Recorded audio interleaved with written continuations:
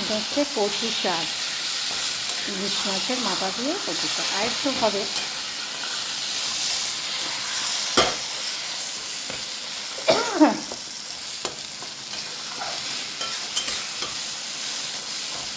একটু নাড়িয়ে চাড়িয়ে তারপর নেওয়া হবে।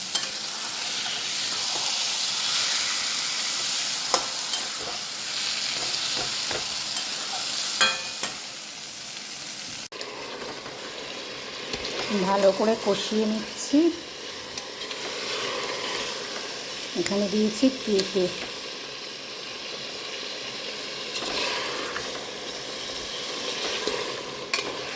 আর একটুখানি কষাতে হবে, তারপরে আমি জল দেবো।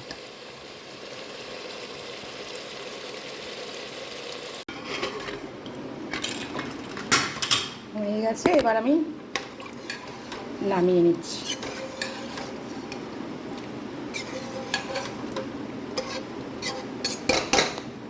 হয়ে গেছে আমার রান্না, আমি ভাতটা বেড়ে দিলাম। এখানে একটু সজনা পাতা ভেজে নিয়েছি কালো জিরে শুকনো লঙ্কা দিয়ে। এটা কচুর শাক ইলিশ মাছের মাথা দিয়ে। আর এই যে হচ্ছে মাটন।